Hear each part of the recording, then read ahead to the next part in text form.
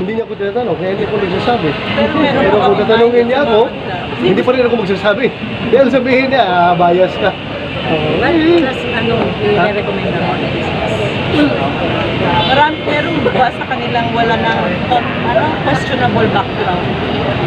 Well, pa rin naman sila okay lahat. Wala mga, Yung meron top ba mga kaso yung mga tao? Gerald Gamboa, wala namang kinakarap na kaso. Kasi si Albayayde, yung kay Albayayde, biglang lumabas na yung death na gusto.